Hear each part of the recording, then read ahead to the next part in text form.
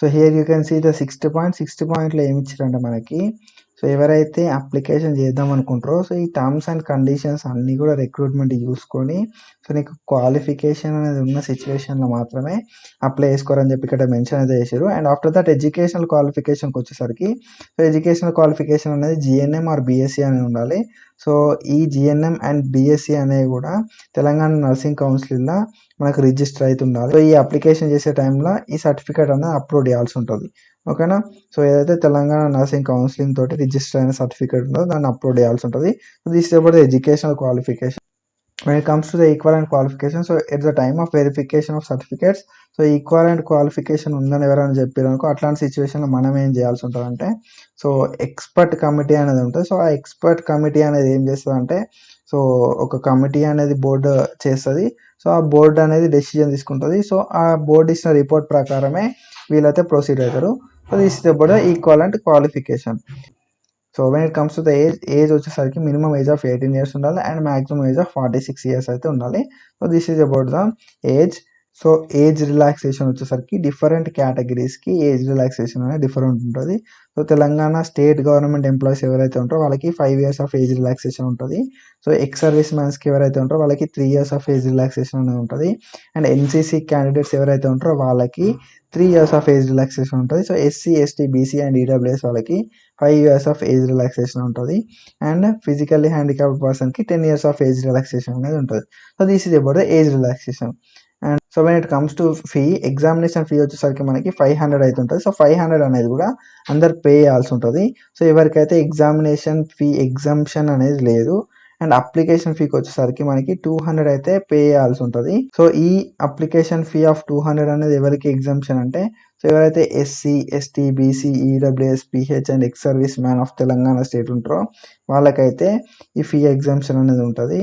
And unemployed applicants ఎవరైతే ఉంటారో 18 to 46 years of age in Telangana so వీళ్ళైతే ఫీజ్ ఎగ్జామ్షన్ ఉంటుంది. అండ్ నెక్స్ట్ ఏంటంటే ఎవరైతే అదర్ స్టేట్స్ వాళ్ళు ఉంటారో అదర్ స్టేట్స్ వాళ్ళకి మాత్రం ఈ ఫీజ్ ఎగ్జామ్షన్ అనేది ఉండదు.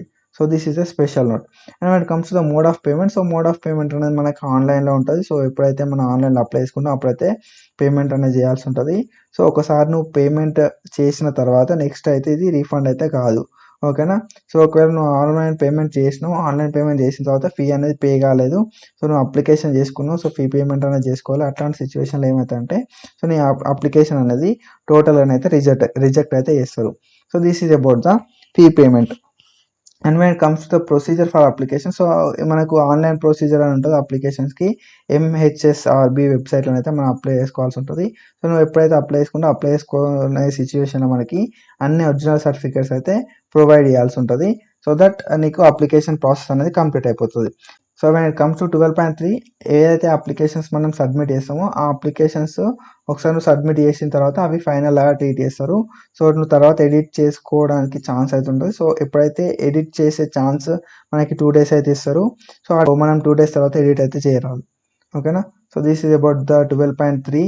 సో మనకి రిటర్న్ ఎగ్జామ్కి వచ్చేసరికి రిటర్న్ ఎగ్జామ్ అనేది కంప్యూటర్ బేస్డ్ టెస్ట్ అనేది ఉంటుంది. సో ఈ కంప్యూటర్ బేస్డ్ టెస్ట్లో మనకి 80 multiple choice క్వశ్చన్స్ ఉంటాయి. ఒక్క క్వశ్చన్కి 1 మార్క్ అనేది ఉంటుంది.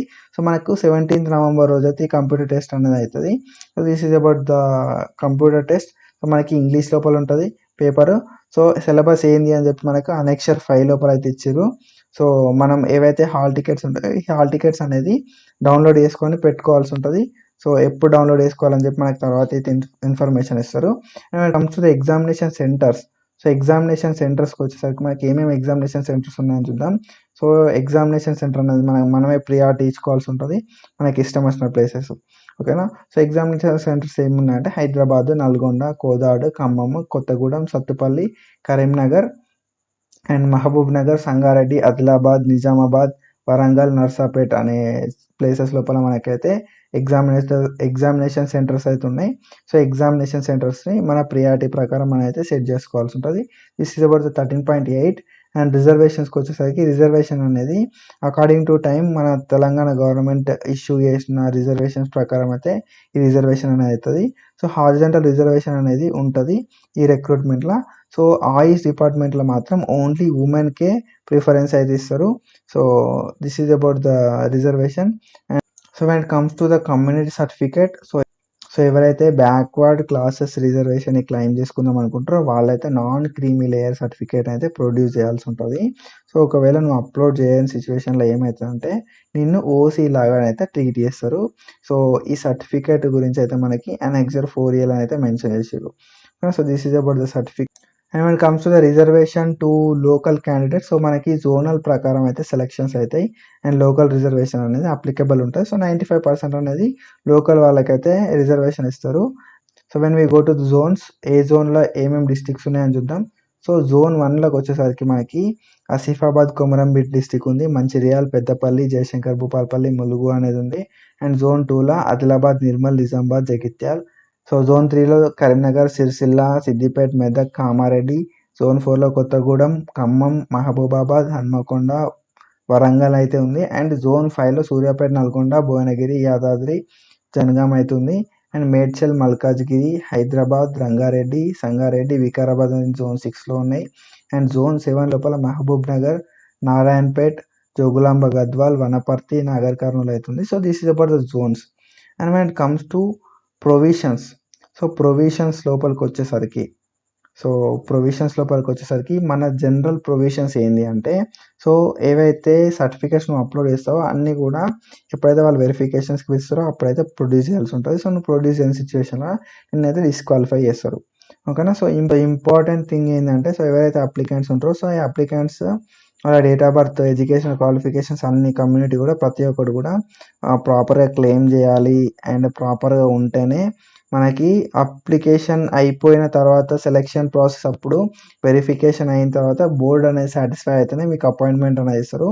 సో ఏదైతే బోర్డు సాటిస్ఫై కాలేదో, ఏమైనా మిస్టేక్స్ అనేది నోటీస్ చేస్తారో అట్లాంటి సిచ్యువేషన్లో మిమ్మల్ని రిజెక్ట్ అయితే చేస్తారు. సో ఎట్లాంటి సిచ్యువేషన్లోనైనా అండ్ సెలెక్షన్ ప్రాసెస్లో ఏ టైంలోనైనా మిమ్మల్ని రిజెక్ట్ చేయడానికి అన్ని రైట్స్ అయితే ఉంటాయి. So this is the important thing which should be noted. And ఎవరైతే షార్ట్ లిస్టెడ్ అప్లికెంట్స్ ఉంటారో ఆ షార్ట్ లిస్టెడ్ అప్లికెంట్స్ అందరూ కూడా జోన్ల సెలెక్షన్ అయితేనే వాళ్ళని సర్టిఫికేట్ వెరిఫికేషన్స్కి అయితే వెళ్తారు. So this is about the selection. So when it comes to the important provisional governing recruitment ప్రాసెస్కి వచ్చేసరికి సో వెయిట్ లిస్ట్ అనేది ఏమి ఉండదు. అండ్ ఎవరైతే జాయిన్ గారో ఆ జాయిన్ కాని వేకెన్సీ అనేది సో నెక్స్ట్ వాళ్ళకైతే క్యారీ ఫార్వర్డ్ అవుతుంది. అండ్ ఈ రిక్రూట్మెంట్ ప్రాసెస్ మొత్తం కూడా గవర్నమెంట్ ఏదైతే ఇన్స్ట్రక్ట్ చేస్తుందో దాని ప్రకారమే రిక్రూట్మెంట్ ప్రాసెస్ అవుతుంది. So this is about the provision governing the recruitment process. Disqualification for అపాయింట్మెంట్కి వచ్చేసరికి సో ఏ అప్లికెంట్ అయినా కూడా ఏ టైంలోనైనా కూడా డిస్క్వాలిఫై చేయొచ్చు according to the rules of Telangana and subordinate service rules. So when it comes to the annexures, so annexures ఒక్కొక్క అనెక్షర్లో ఏమేమి ఉందని చూద్దాం. సో అనెక్షర్ 1లో ఏముందంటే వేకెన్సీస్ ఎక్కడెక్కడ ఉన్నాయని చెప్పి బ్రేక్ అయితే చేసారు. ఆఫ్టర్ దట్ అనెక్షర్ 2లో మనకి ఎక్స్పీరియన్స్ సర్టిఫికేట్స్ గురించి అయితే అనెక్షర్ 2 లోపల ఉంది. అనెక్షర్ 3 లోపల సో ప్రొఫార్మా ఎట్లుండాలి ఎక్స్పీరియన్స్ సర్టిఫికేట్ అని చెప్పి అనెక్షర్ 3 లోపల ఉంది. అనెక్షర్ 4A లోపల ఏముంది అంటే నాన్ క్రీమీ లేయర్, 4Bలా ఇన్కమ్ సర్టిఫికేట్ ఉన్న యాసెస్ సర్టిఫికేట్ గురించి. అండ్ అనెక్షర్ 4Cలా proforma for sports certificates. And annexure 4Dలా ప్రొఫార్మా ఫర్ రెసిడెన్స్ సర్టిఫికేట్ అవుతుంది. అండ్ అనెక్షర్ 5 లోపల సిలబస్ అనేది ఉంది. So this is about the annexures. So special instructions తోటి అప్లికెంట్స్ ఏంటంటే ఎవరైతే అప్లికెంట్స్ ఉంటారో ఈ అప్లికెంట్స్ అందరూ కూడా డైరెక్ట్ బోర్డు లోపల అయితే విజిట్ చేసుకోవాల్సి ఉంటుంది ఈ అఫీషియల్ వెబ్సైట్ లోపల.